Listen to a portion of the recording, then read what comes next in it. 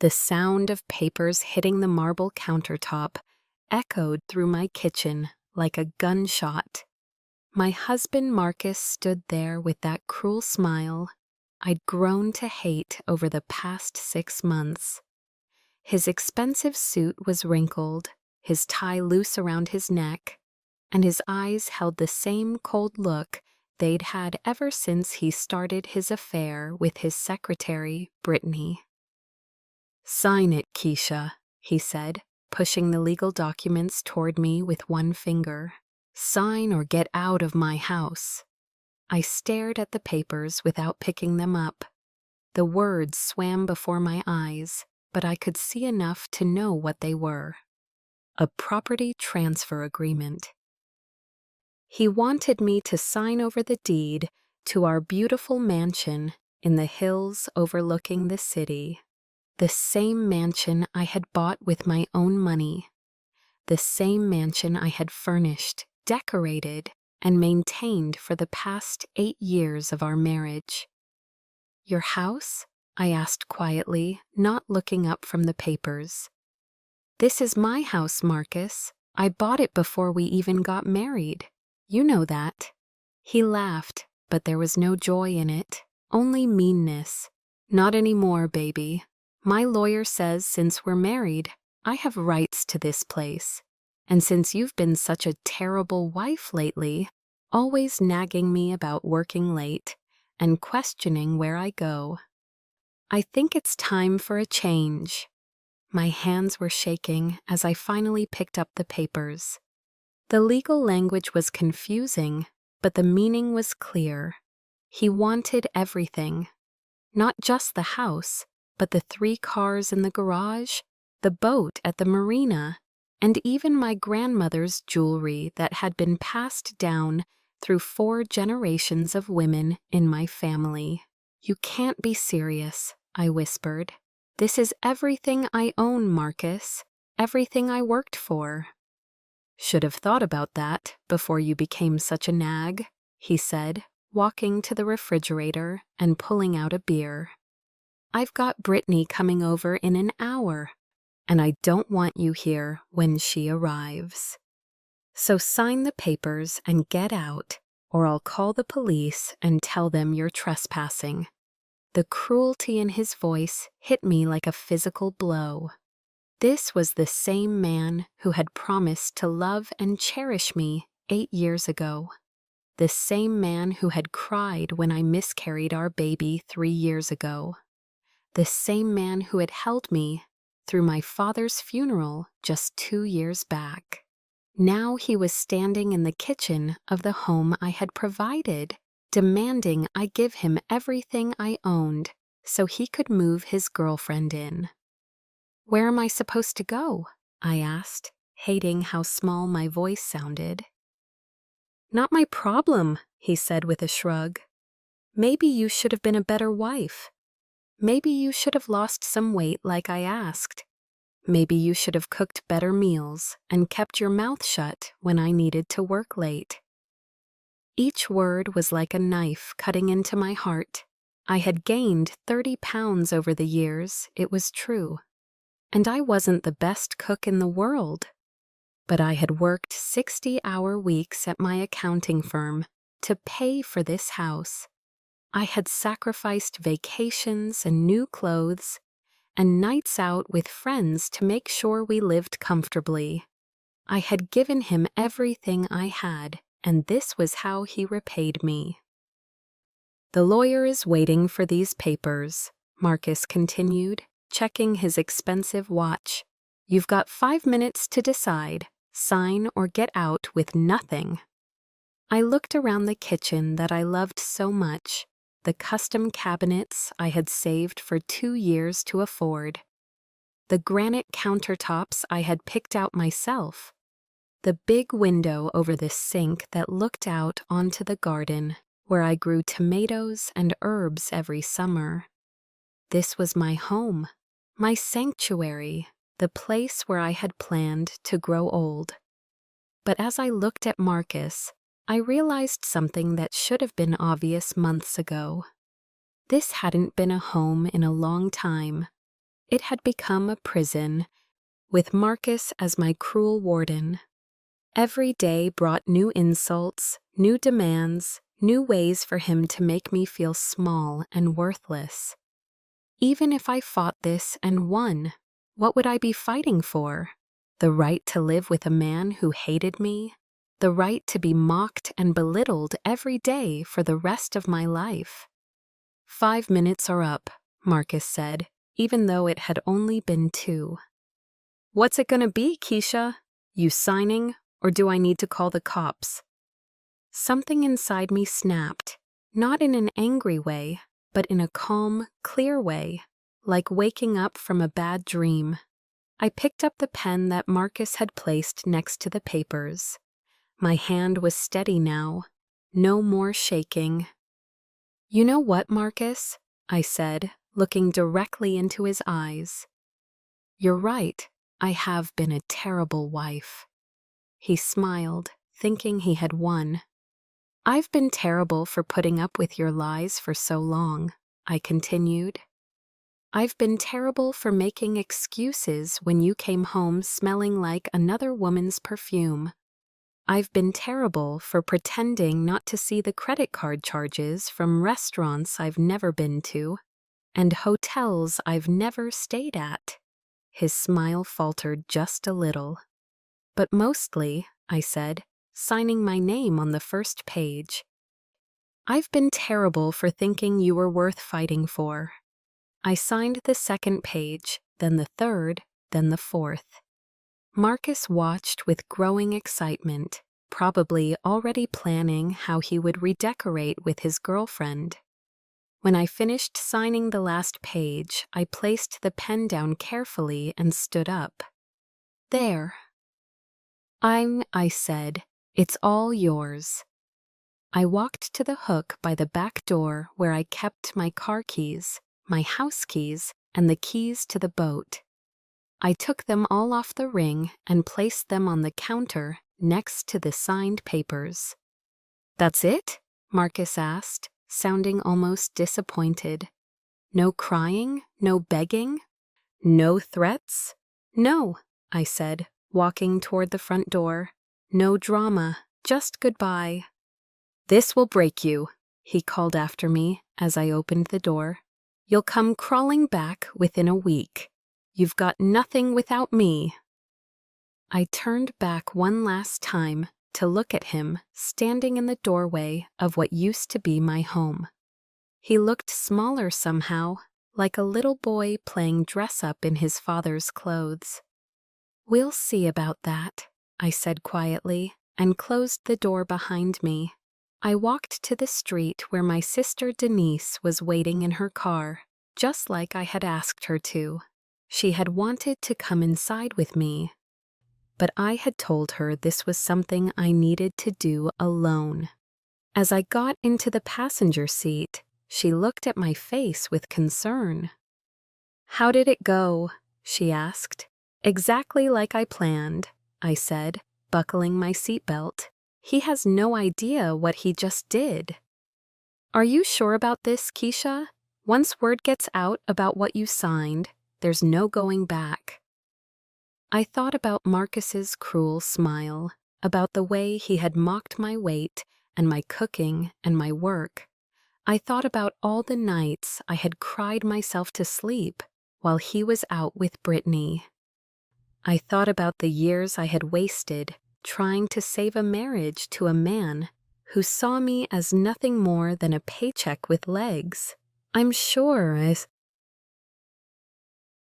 I said, drive. As we pulled away from the house, I didn't look back. There was no point. That life was over, and a new one was about to begin. Marcus thought he had won everything, but he had no idea what was coming. By tomorrow morning, he would understand exactly what kind of mistake he had made. And by tomorrow afternoon, his expensive lawyer would be calling him with the kind of news that would change everything. But that was tomorrow. Tonight, I was finally free. Comment below, as I'd love to hear your thoughts. and subscribe to the channel to help us hit that big 5,000 subscriber milestone. We're so close, and every single one counts. It's free for you, but it means everything to this channel. And hey, while you're at it, I've left a video and also a link to a playlist on the final screen that I promise will surprise you. Seriously, don't miss them. Thanks so much for watching all the way through. Now go hit that button and be part of the journey. The next morning, I woke up in my sister Denise's guest bedroom, feeling lighter than I had in months. The sun was streaming through the pale yellow curtains, and I could smell coffee brewing downstairs. For the first time in years, I had slept through the entire night without waking up worried about what mood Marcus would be in the next day. I checked my phone and saw 17 missed calls from Marcus, 12 voicemails, and 43 text messages. I deleted them all without reading or listening to a single one. Whatever panic he was feeling now was nothing compared to what was coming. "Good morning, sunshine," Denise said when I walked into her kitchen. She was making pancakes, something she only did when she was either celebrating or trying to cheer someone up. "How are you feeling?" "Like I can breathe again," I said honestly, accepting the cup of coffee she handed me. I forgot what that felt like. Denise studied my face carefully. She was 3 years older than me and had been my protector since we were kids. When our parents died in a car accident 10 years ago, she had been the one to help me through the grief. When I got married, she had been the one to walk me down the aisle. And when things started going bad with Marcus, she had been the one to offer her spare bedroom and her unconditional support. "You're really not upset about losing the house?" she asked. I smiled and took a sip of coffee. "Trust me, I didn't lose anything yesterday, but Marcus is about to lose everything." Before Denise could ask what I meant, her doorbell rang. Through the front window, we could see a black BMW parked in the driveway. A tall man in an expensive suit was standing on the porch, holding a briefcase and looking very serious. "That's probably Mr. Richardson," I said calmly. "Right on time." Denise looked confused as I walked to the front door and opened it. "Mrs. Johnson?" the man asked. "I'm Thomas Richardson, your attorney. We spoke on the phone last month." "Please come in," I said. My sister was just making breakfast. Mr. Richardson was one of the best lawyers in the state, specializing in complex financial cases. I had hired him 6 weeks ago when I first suspected Marcus was planning something like this. The consultation had cost me $5,000. But it was about to be the best money I had ever spent. "I trust everything went according to plan yesterday?" he asked as we sat down at Denise's kitchen table. "Perfectly," I said. "Marcus signed the papers without reading them carefully, just like you predicted he would." Denise nearly choked on her coffee. "What papers? I thought you signed papers giving him the house." Mr. Richardson opened his briefcase and pulled out a thick folder. "Actually, Mrs. Johnson signed papers that transferred ownership of the house to her husband, but she also signed papers that he didn't bother to read, papers that make some very interesting changes to their financial arrangement." "I don't understand," Denise said, looking between us. I leaned back in my chair and smiled. "Remember how I told you that Marcus thinks he's so smart? How he always brags about being a successful businessman, even though his company has been losing money for 2 years? Well, it turns out that when you're married to someone, you can be held responsible for their debts. Mr. Richardson nodded. Mr. Marcus Johnson owes approximately $430,000 to various creditors. His business has been failing for quite some time, and he's been using credit cards and loans to keep up the appearance of success. Yesterday, when he demanded that his wife sign over the house, he also signed papers that make him solely responsible for all marital debts. But that's not the best part, I continued. The house that Marcus was so eager to get? It has a mortgage of $800,000. A mortgage that's now entirely in his name. Denise's eyes went wide. So he got a house worth $2.3 million, but he also got a mortgage of $800,000 plus his business debts of $430,000.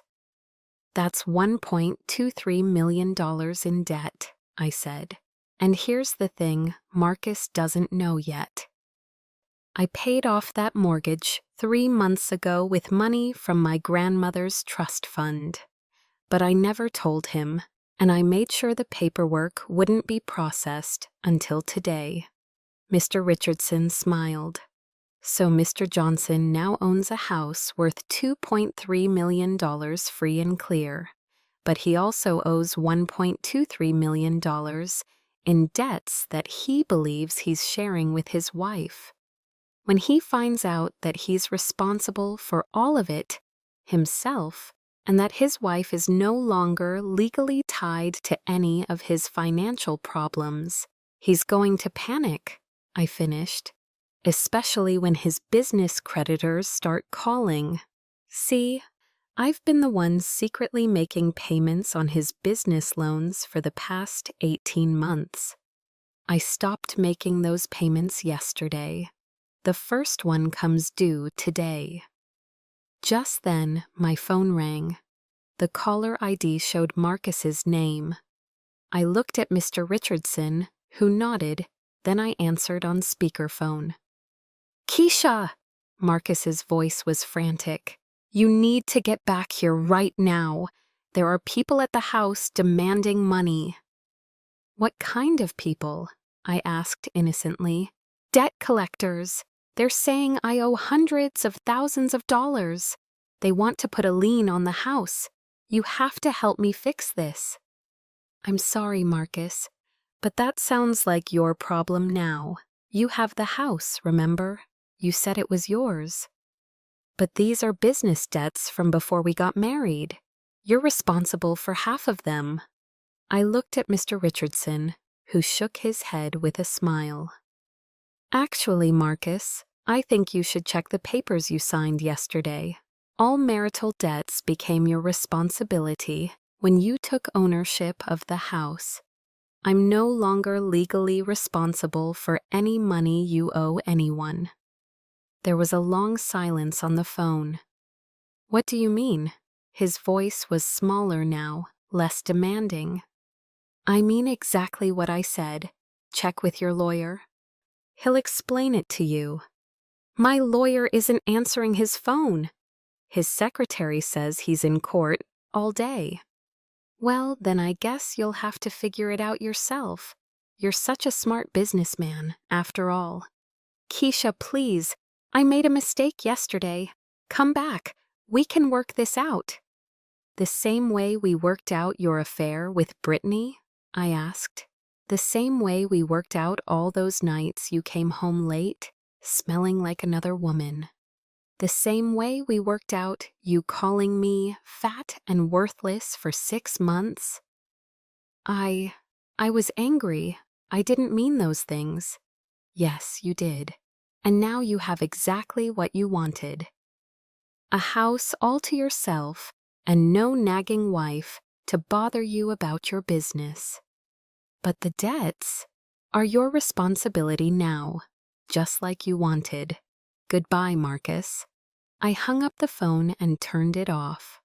Within minutes, Denise's house phone started ringing, but we ignored it. I can't believe you planned all of this. Denise said, staring at me with amazement. But wait, if you paid off the mortgage, doesn't that mean Marcus actually got a good deal? He has a house worth $2.3 million and only owes $1.2 million in other debts. Mr. Richardson and I exchanged a look. That's assuming the house is actually worth $2.3 million, I said slowly. What do you mean? Well, you know how Marcus always bragged about getting such a good deal when we bought that house 8 years ago? How he negotiated the price down so much? Denise nodded. It turns out there's a reason the previous owners were so eager to sell cheap. The house has some problems that weren't disclosed at the time of sale. Mr. Richardson pulled another folder from his briefcase. Mrs. Johnson hired a private inspector last month to do a thorough evaluation of the property. The results were quite interesting. The foundation is cracked in 12 places, I said. There's black mold throughout the basement and the attic. The electrical system is completely outdated and dangerous. The plumbing needs to be entirely replaced. And best of all, the beautiful pool that Marcus loves so much, it's leaking into the neighbor's property and has been causing damage to their foundation for years. How much will all that cost to fix? Denise asked. Conservative estimate, Mr. Richardson said, $800,000, and that's if they can fix the foundation problems at all. The inspector thinks the house might need to be torn down completely. So Marcus now owns a house that's worth maybe $500,000 in its current condition, and he owes $1.23 million in debts, I summarized. Plus, the neighbors are planning to sue for property damage from the pool leak. I made sure their lawyer has Marcus's contact information. Denise was quiet for a long moment, processing everything. But what about you? She finally asked. Where will you live? What about your money? I smiled and reached into my purse, pulling out a bank statement. Remember Grandmother's trust fund that I used to pay off the mortgage? Well, that wasn't all of it. Grandmother was apparently much wealthier than any of us knew. The trust fund contained $3.7 million.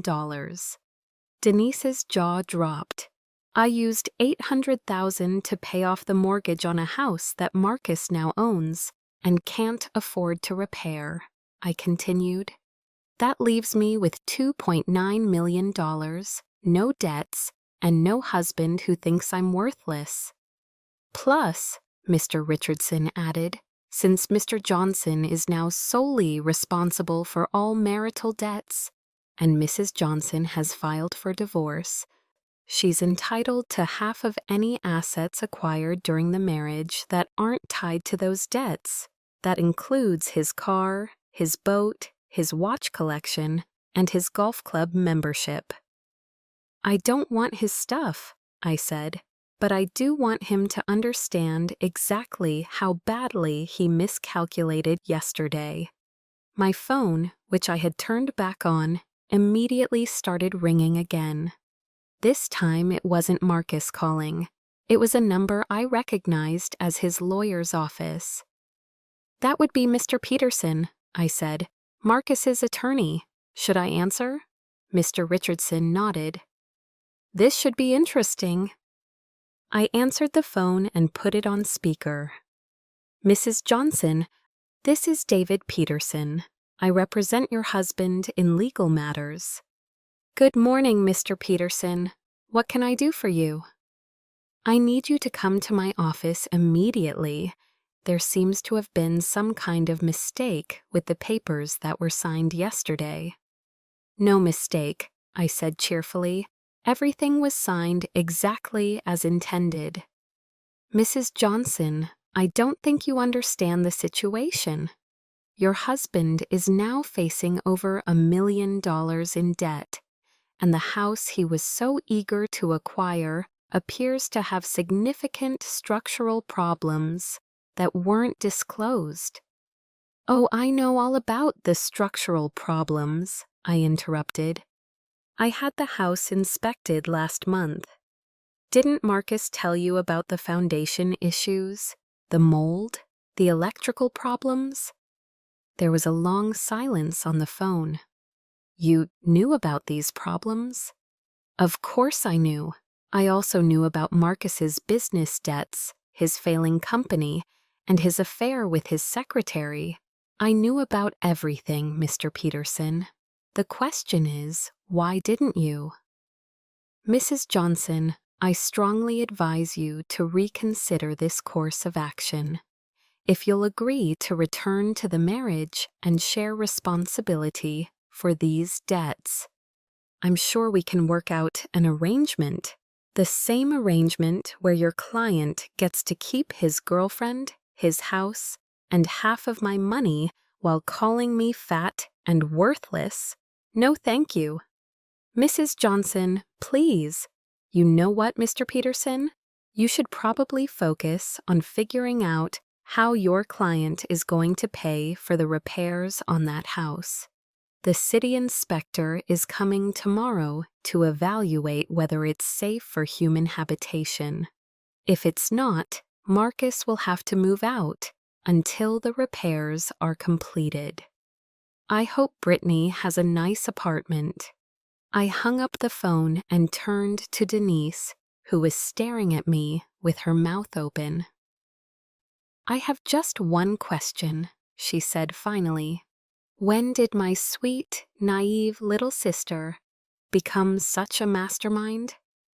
When I realized that the person who was supposed to love me most in the world had been planning to destroy me for months, I said. Marcus thought he was so clever, working with his lawyer to find a way to get everything I owned. He thought I was too stupid and too trusting to see it coming. But you did see it coming. I saw it coming 6 weeks ago when I found the first draft of those papers in his briefcase. He'd been planning this for months, Denise, waiting for the right moment to kick me out and take everything. He just never expected me to plan ahead, too. The house phone rang again, and Denise answered it this time. Hello? Oh, hi, Marcus. No, she doesn't want to talk to you. What do you mean, the pool is flooding? That sounds like a problem for the homeowner. Yes, that would be you now. No, I don't think she's interested in coming back. Because you called her fat and worthless and threw her out of her own house. That's why. Denise hung up the phone and turned to me. The pool pump just broke and there's water everywhere, she said. He wants you to come fix it. Let me guess, I said. He doesn't know how to turn off the water main. Apparently not. I looked at Mr. Richardson, who was packing up his briefcase and smiling. Mrs. Johnson, I have to say, in 30 years of practicing law, I've never seen a more perfectly executed financial divorce strategy. Your husband walked right into every trap you set. The thing is, I said, it didn't have to be this way. If Marcus had just been honest with me about the business problems, I would have helped him fix them. If he had been faithful and kind, I would have shared everything I had with him forever. But he chose to lie, cheat, and try to steal from me instead. And now he's learning that actions have consequences, Mr. Richardson said. I'll file the final divorce papers today. Within 6 weeks, you'll be completely free of any legal connection to Mr. Johnson and his problems. After Mr. Richardson left, Denise and I sat on her back porch, drinking coffee and watching the birds in her garden. It was peaceful and quiet, so different from the tension that had filled my life for the past year. So what happens now? Denise asked. What are you going to do with the rest of your life? I thought about it for a moment. For so long, my life had been defined by trying to make Marcus happy, trying to save our marriage, trying to be the perfect wife for a man who saw me as nothing more than a source of money and criticism. Now, for the first time in years, I could make my own choices. I think I'm going to travel, I said finally. I've always wanted to see Europe, but Marcus said it was a waste of money.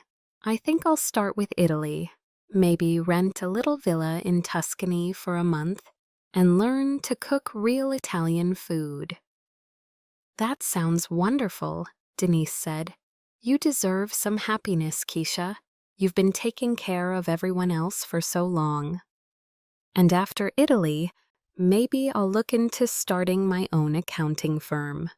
I've always wanted to help small businesses succeed instead of working for the big corporate clients my current firm handles. You could help people like Marcus, but people who actually deserve the help. Exactly. We sat in comfortable silence for a while, enjoying the sunshine and the peace. Then Denise's phone rang. She looked at the caller ID and laughed. "It's Marcus again," she said. "Should I answer?" "Put it on speaker," I said. "This should be good." Denise answered the phone. "Hello, Marcus." "Denise, please, I need to talk to Keisha. Everything is falling apart." The pool flooded the whole backyard. There are contractors here saying the house isn't safe to live in. The bank is calling about loans I didn't even know existed. "Sounds like you're having a rough day," Denise said with fake sympathy. "I'll give her half of everything. I'll get rid of Brittany. I'll do whatever she wants. Just please ask her to come back." I took the phone from Denise. "Hello, Marcus," I said calmly. "Keisha, thank God. Look, I know I messed up yesterday, but we can fix this. We can work together to solve these problems." "You're absolutely right," I said. "We can work together." "Really?"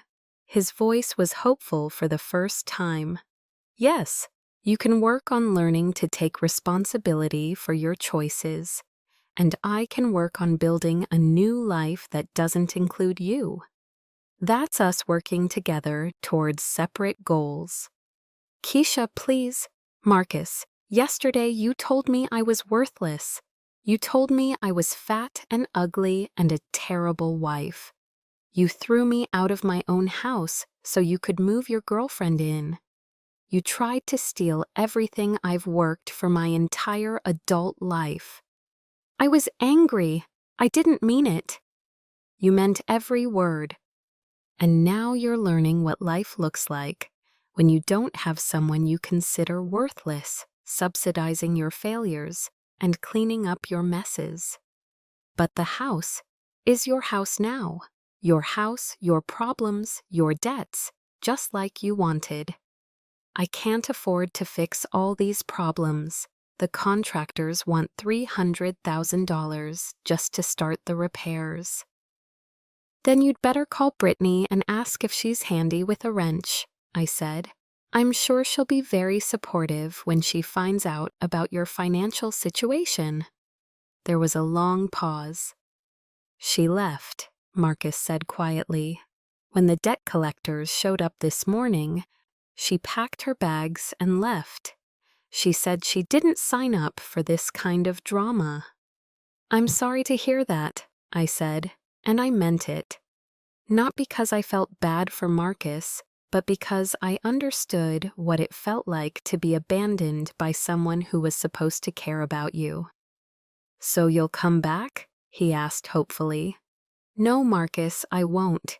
You made your choice yesterday when you decided that my feelings didn't matter, that my contributions to our marriage didn't matter, and that I didn't matter. Now you get to live with that choice." "But what am I supposed to do?" For just a moment, I felt a flicker of the old sympathy I used to have for him. But then I remembered his cruel smile as he told me to sign or get out. I remembered the way he'd mocked me and belittled me and made me feel small and worthless for months. "You're supposed to learn," I said. "You're supposed to learn that treating people badly has consequences. You're supposed to learn that you can't just take what you want from people and expect them to keep loving you.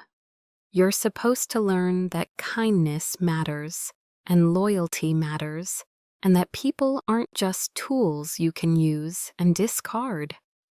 "I've learned," he said desperately. "I swear I've learned." "No, Marcus, you haven't learned anything yet. Right now, you're just scared and want someone to rescue you from the mess you made. That's not the same thing as learning." I looked at Denise, who nodded encouragingly. "But here's the thing," I continued. "Even though you tried to destroy me, I don't want to destroy you. That's the difference between us. So I'm going to give you one piece of advice, and then I'm going to hang up and never speak to you again." "What advice?" "Sell the house as soon as you can, even if you have to take a huge loss. Use whatever money you get to pay down your debts. Get a job working for someone else instead of trying to run a business you're not good at running. Find a small apartment you can actually afford. Live simply and honestly for a while. And maybe, eventually, you'll become the kind of person who deserves a second chance with someone new." "And what about us?" "There is no us, Marcus. There hasn't been an us for a long time. You killed us when you decided I wasn't worth your respect or faithfulness or honesty. But that's okay, because now I get to find out who I am when I'm not trying to fix someone else's problems." "Keisha." "Goodbye, Marcus. I hope you learn to be a better person. But I won't be around to see it." I hung up the phone and immediately blocked his number. Then I turned to Denise with a smile. "Ready to help me plan a trip to Italy?" I asked. "Absolutely," she said. "But first, can I just say how proud I am of you? 6 months ago, you were crying yourself to sleep every night because of how he treated you. Now look at you." I thought about that for a moment. 6 months ago, I had still believed that if I just tried harder, loved more, gave more, I could save my marriage. I had believed that Marcus's cruelty was somehow my fault, that I deserved to be treated badly because I wasn't perfect. "You know what the funny thing is?" I said. "I spent so much time trying to be the wife Marcus wanted that I forgot to be the person I wanted to be. I forgot that I'm smart and capable and strong. I forgot that I built a successful career and bought a beautiful house and created a good life for myself before I ever met him. And now you remember. Now I remember. And tomorrow, Marcus is going to get a very interesting phone call from his lawyer explaining exactly how much money he's going to need to make his problems go away." Denise raised her coffee mug in a mock toast. "To Keisha Johnson, the smartest woman I know." "To new beginnings," I corrected, clinking my mug against hers. But even as we celebrated, I knew the real drama was just beginning. Because tomorrow, Marcus would finally understand the full extent of what he had lost and what he had gained. And when that happened, his desperation would reach a whole new level. The question was, how far would he go to try to undo the biggest mistake of his life? 3 weeks later, I was sitting in a charming cafe in Rome, sipping espresso and writing in my journal, when my phone rang. I had changed my number twice since leaving Marcus, but somehow he kept finding ways to contact me. This time, the caller ID showed Denise's number. "Hey, sis," I answered, expecting to hear her voice. Instead, I heard Marcus. "Keisha, thank God, I've been trying to reach you for weeks." I almost hung up immediately, but something in his voice made me pause. He didn't sound angry or demanding like before. He sounded broken. "How did you get Denise's phone?" I asked. "I'm at the hospital," he said. "She's here with me. There was an accident." My blood went cold. What kind of accident? Is Denise okay? She's fine. It's not her accident. It's mine. Well, sort of. Look, can you please just come home? I need to tell you something important, and I need to tell you in person. Marcus, I'm in Italy. I'm not coming home because you had an accident. It wasn't just an accident, Keisha. Someone tried to hurt me, and I think it might be because of what happened between us. I felt a chill that had nothing to do with the morning air. What do you mean? Can I please just talk to you, face to face? I know I don't deserve it, but there are things you need to know, things that change everything. I looked around the peaceful cafe, at the Italian families enjoying their morning coffee, at the ancient buildings bathed in golden sunlight. This was supposed to be my time of healing, my time of peace. But Marcus sounded genuinely scared, and despite everything he had done to me, I wasn't heartless. "Put Denise on the phone," I said. There was some shuffling, and then I heard my sister's voice. "Keisha, are you okay?" "I'm fine. Are you okay? What's going on?" "I'm okay, but Marcus, he's pretty banged up. Someone broke into the house 3 days ago and beat him up pretty badly. The police think it might be connected to his business debts." I felt my stomach drop. "How badly hurt is he?" "2 broken ribs, a concussion, and a lot of bruises. But Keisha, there's something else, something he found out that you need to know about." "What?" "I can't tell you over the phone, but it's big, really big. Can you come home?" I closed my eyes and thought about the beautiful villa I had rented in Tuscany, about the cooking classes I had signed up for, about the peaceful life I had been building for myself. But Denise sounded worried, and she wasn't someone who worried easily. "I'll catch the next flight," I said, "but Marcus better have a damn good reason for interrupting my vacation." 24 hours later, I was walking through the doors of Mercy General Hospital in my hometown, feeling like I was stepping back into a life I had worked hard to escape. Denise was waiting for me in the lobby, and she looked more serious than I had seen her in years. "Before you see him," she said, leading me to a quiet corner, "you need to know that he's different. The man in that room isn't the same person who threw you out of the house a month ago." "People don't change that fast, Denise." "Maybe not, but finding out that your entire life has been built on lies tends to be a wake-up call." She led me to room 314.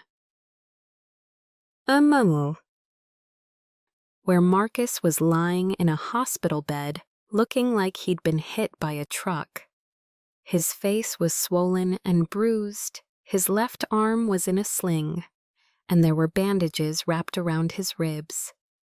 When he saw me, his eyes filled with tears. "Keisha," he said softly, "you came." "Denise said someone beat you up over your business debts," I said, staying near the door. "I'm sorry that happened, but I don't see what it has to do with me." "Sit down," he said. "Please, what I have to tell you is going to take a while." I reluctantly took the chair next to his bed, but I didn't move it any closer. "The men who did this," Marcus began, "they weren't debt collectors. They were hired by someone I used to work with. someone who's been stealing from me for the past 3 years. I don't understand. Marcus took a shaky breath. Do you remember my business partner, Trevor Washington? I nodded. Trevor had been Marcus's partner in their consulting firm for 5 years.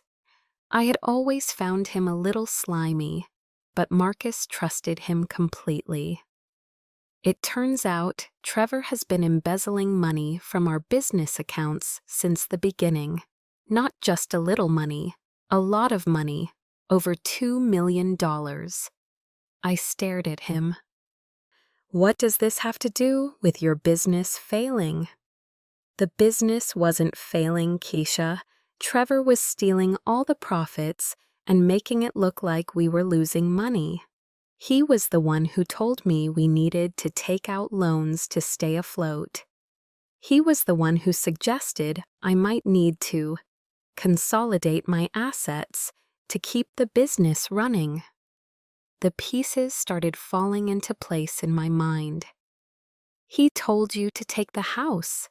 He told me that married couples sometimes had to make hard choices to save their businesses.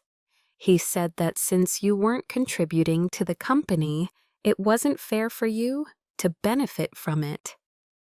He made me believe that you were holding me back. I felt a surge of the old anger. So you decided I was worthless because Trevor told you I was? No, Marcus said quickly. I mean, yes, but Keisha, he didn't just convince me you were worthless. He convinced me you were cheating on me. The room went completely silent. I stared at Marcus, not sure I had heard him correctly. What did you say? He showed me pictures, Keisha. Pictures of you having lunch with men I didn't recognize. Pictures of you going into hotels. Pictures of you in cars with other men. He told me you had been having affairs for years and that you were planning to leave me and take everything. I felt like someone had punched me in the stomach. Those pictures, they were from my work, Marcus. I'm an accountant. I meet with clients in restaurants and hotels all the time. You knew that. I know that now, he said miserably. But Trevor had explanations for everything. He said you were using work as a cover for your affairs. He said the reason you worked such long hours was because you were spending time with other men. He made it all sound so believable. So you decided to hurt me first before I could hurt you. I thought I was protecting myself. I thought you were going to leave me anyway and take half of everything, so why not get ahead of it? I stood up and walked to the window, trying to process what I was hearing. For months, I had believed that Marcus had simply stopped loving me, that he had decided I wasn't good enough for him anymore. But if what he was saying was true, how did you find out Trevor was lying? I asked without turning around. The men who beat me up told me. They work for Trevor. But apparently, he stopped paying them when he realized I didn't have the house anymore. When they came to collect, I told them about signing the house over to you, and they laughed. They said Trevor was going to be furious that his plan didn't work. I turned back to face him. What plan? Trevor's plan was to get me to sign the house over to him as collateral for a business loan that didn't really exist. But when I told him I was going to make you sign it over to me instead, he said that was even better because then he could take it from me in the divorce. When his fake evidence came out, the room started spinning. He was planning to destroy our marriage so he could steal our house. He was planning to destroy our marriage so he could steal everything we both owned. The house, your savings, my business, everything. He was going to wait until we were both financially ruined from the divorce, then swoop in as the concerned friend offering to help. I sat back down heavily, but his plan backfired because I was smarter than he thought I was. His plan backfired because you're amazing and I'm an idiot, Marcus said. Keisha, when I realized what I had done, when I understood that I had thrown away the best thing in my life because I believed the lies of someone who was trying to rob us both. He started crying, and despite everything he had put me through, I felt a flicker of sympathy for him. I hired my own private investigator, he continued. It took 3 weeks, but we found all the evidence. Trevor has been stealing from dozens of businesses, not just ours. He's been using the same playbook every time. Find a successful business owner, convince them their spouse is cheating, encourage them to make bad financial decisions, then profit from the chaos. And the police know about this? They arrested Trevor yesterday. He's being charged with embezzlement, fraud, and conspiracy. But Keisha, there's more. I wasn't sure I could handle any more revelations. What? The house, the inspector's report about all the structural problems? What about it? Trevor paid the inspector to lie. The house is fine. It always was fine. The foundation is solid, there's no mold, the electrical system is up to code. Trevor arranged for a fake inspection to make sure that when I got the house, it would be worthless. I felt like I was in a bad dream. So the house is actually worth $2.3 million, and you own it free and clear because I paid off the mortgage. Yes, but Keisha, I don't want it. I don't want any of it. I want to sign it back over to you. You can, I said automatically. The divorce papers are already filed. Legally, it's yours now. Then I'll sell it and give you all the money. I'll sell everything I own and give it all to you. It won't make up for what I did, but it's a start. I looked at this broken man in the hospital bed and tried to figure out how I felt about everything he had told me. Part of me was relieved to know that his cruelty hadn't come out of nowhere, that there had been a reason for the sudden change in his behavior. But another part of me was angry that he had believed lies about me so easily, that he had been willing to throw away our marriage based on fake evidence. Marcus, I said carefully, even if Trevor manipulated you, you still chose to be cruel to me. You still called me fat and worthless. You still humiliated me and tried to steal everything I owned. I know, he said, and I hate myself for it. Every day I think about the look on your face when I told you to sign or get out. I think about how brave you were, walking away with nothing rather than fighting with me. I think about how I threw away 8 years with the most amazing woman I've ever known, because I was stupid and jealous and scared. You weren't just stupid, Marcus. You were mean. Even if you thought I was cheating, that didn't give you the right to treat me like garbage. You're absolutely right, and I don't expect you to forgive me. I just wanted you to know the truth so you could understand that when I said those horrible things to you, I wasn't seeing you clearly. I was seeing Trevor's lies. I sat quietly for a long time, thinking about everything I had learned. Finally, I asked the question that mattered most to me. If Trevor hadn't manipulated you, would you have been happy staying married to me? The real me, not the fake version of me you created in your head. Marcus looked directly into my eyes.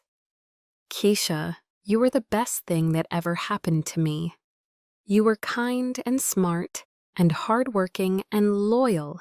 You supported my dreams, even when they were unrealistic. You put up with my flaws even when I didn't deserve it. If I hadn't been such a fool, I would have spent the rest of my life trying to be worthy of you. But you chose to believe the lies instead of trusting me. I chose wrong, and I'll regret it for the rest of my life. I stood up and walked to the window again. Outside, I could see people going about their normal lives, unaware that my entire world had just shifted again. What happens now? I asked. Now I get better, and I testify against Trevor, and I try to figure out how to live with what I've done. And you go back to Italy and live the beautiful life you've started building for yourself. And what about us? There is no us, Marcus said quietly. I killed us. I know that, even if you could forgive me for believing Trevor's lies, I don't think you could forgive me for how I treated you. And honestly, I don't think I could forgive myself. I turned back to look at him. You're right. I don't think I could forgive you for the way you treated me. Trust, once broken, is almost impossible to rebuild. He nodded sadly. I understand. But, I continued, I can forgive you for being manipulated. I can understand how someone like Trevor could twist your thoughts and make you doubt what you knew to be true. That doesn't excuse your behavior, but it explains it. Does that mean anything? For us? I thought about it carefully. It means that when I think about our marriage, I won't just remember the pain. I'll remember the good times too. It means that I don't hate you anymore, Marcus. I'm sad for both of us, for what we lost and how we lost it. But I don't hate you. That's more than I deserve, maybe. But hating you was poisoning me, even when I thought it was justified. Now that I know the truth, I can let go of that poison and heal properly. A nurse came in to check on Marcus, and I used the interruption to gather my thoughts. When she left, Marcus looked at me hopefully. Does this change anything about the divorce? No, I said firmly. We're getting divorced, Marcus. Too much damage has been done. But maybe we can end this marriage as friends instead of enemies. I'd like that, he said. I'd like that very much. And about the house? I meant what I said. I want to sign it back over to you. It should have been yours all along. I considered this. The house held so many memories, both good and bad, but it was also beautiful, and I had loved living there before everything went wrong. What if we sold it and split the money? I suggested. You use your half to pay off the business debts that were actually real, and I use my half to start fresh somewhere new. You do that, even after everything? Trevor stole from both of us, Marcus. He destroyed both of our lives. It seems fair that we should both benefit from recovering what he took. Marcus started crying again, but this time they seemed like tears of relief rather than despair. Keisha, I don't know how to thank you. You can thank me by learning from this, by being more careful about who you trust, by treating your next girlfriend with kindness and respect from day one, by never, ever letting anyone convince you to hurt someone you love. There won't be a next girlfriend, he said. Not for a long time. I need to figure out how to be a better man before I even think about being in another relationship. That's probably wise. I stood up to leave, but Marcus called my name. Keisha, for what it's worth, I want you to know that even when I thought you were cheating, even when I was angry and hurt and saying terrible things, part of me always knew you were a good person. Trevor's lies worked because I was insecure and jealous, not because I really believed you were capable of betraying me. Why are you telling me this? Because I want you to know that when you find someone new, when you fall in love again, you should trust that person to see your goodness the way I should have seen it. Don't let what I did make you afraid to be vulnerable with someone who deserves you. I felt tears starting to form in my eyes. Thank you for saying that. It's the truth. You're going to make someone very happy someday, Keisha. Someone who's smart enough to treasure what he has instead of throwing it away. I walked over to his bed and gently squeezed his uninjured hand. Get better, Marcus, and when you're ready, find someone who makes you want to be your best self. We both deserve that kind of love. Take care of yourself, Keisha, and thank you. For what? For being exactly the person I always knew you were, even when I forgot how to see it. I left the hospital feeling lighter than I had in months. Not because Marcus and I were getting back together, that ship had sailed, but because I finally understood what had happened to us. Our marriage hadn't died because I was worthless, or because love wasn't enough. It had died because someone evil had poisoned it from the outside, and because Marcus had chosen to believe lies rather than trust in what we had built together. 2 months later, I was back in Italy when the house sold. Marcus had been true to his word. We split the money equally, and he used his portion to pay off all his legitimate business debts and start over with a clean slate. I used my portion to buy a small vineyard in Tuscany, where I planned to spend part of each year learning about winemaking and the rest of the year running my new accounting practice that specialized in helping small businesses.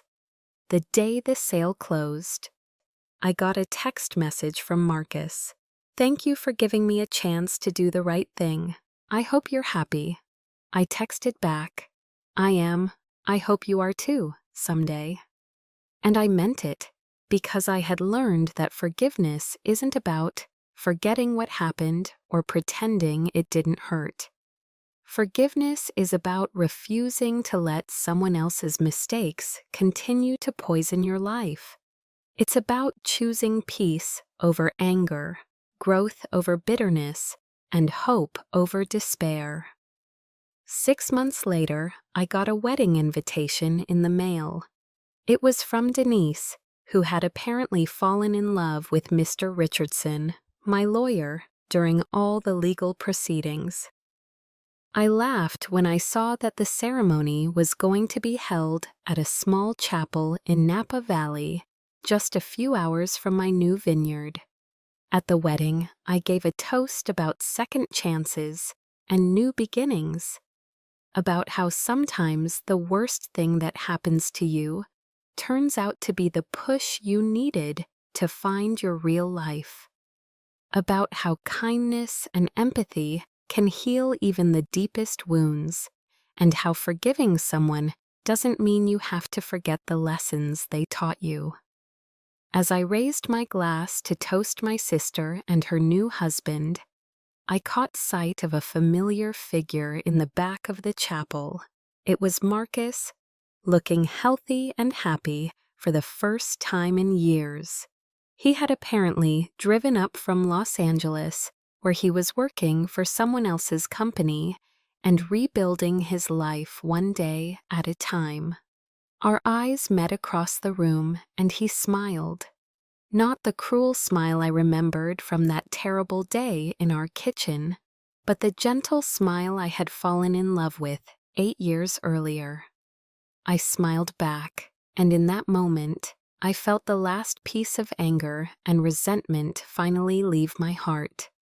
After the reception, as I was walking to my car, Marcus approached me. "You look happy," he said simply. "I am," I replied. "You look good too." "Healthy. I'm getting there, one day at a time." That's all any of us can do. We stood there for a moment, two people who had loved each other and hurt each other and somehow found their way to forgiveness.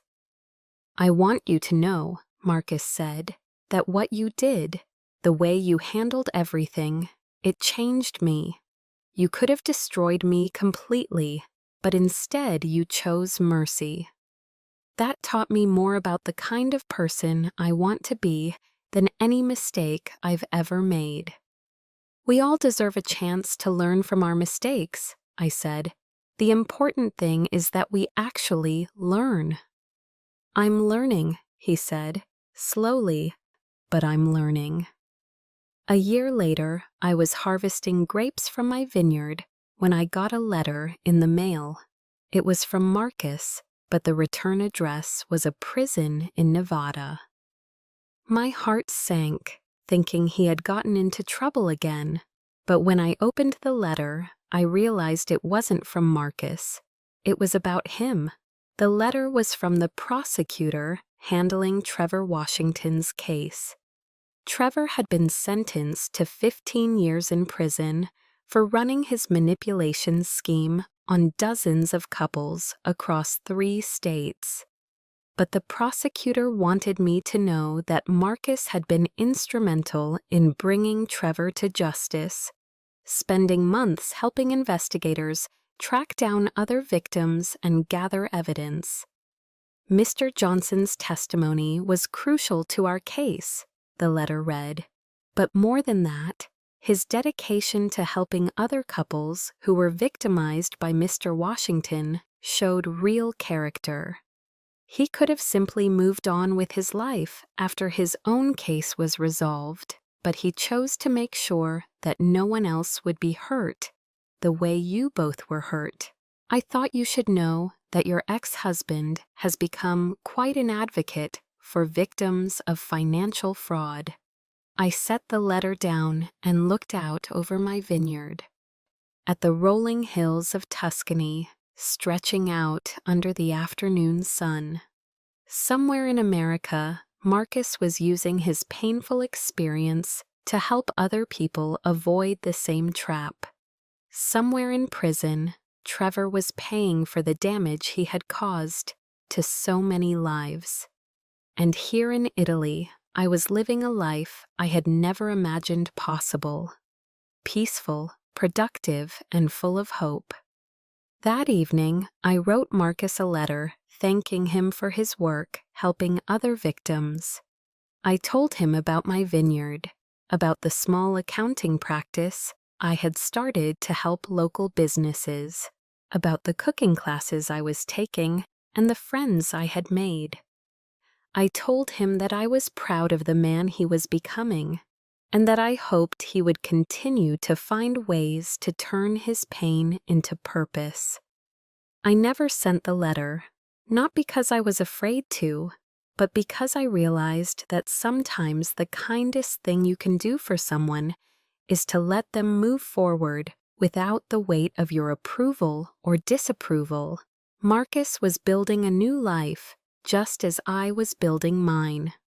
We didn't need each other's permission to be happy. But I kept the letter, and sometimes when I'm feeling grateful for the strange path that led me to this beautiful life, I read it and remember that even the most painful experiences can teach us something valuable about love, trust, forgiveness, and the importance of treating each other with kindness. Because in the end, that's what this whole story was about. Not about revenge or justice or who was right and who was wrong. It was about remembering that we're all human, we all make mistakes, and we all deserve a chance to do better. It was about choosing empathy over anger, understanding over judgment, and hope over despair. And that's a lesson worth learning, no matter how painful the teacher. Thanks for listening. Don't forget to subscribe and feel free to share your story in the comments. Your voice matters.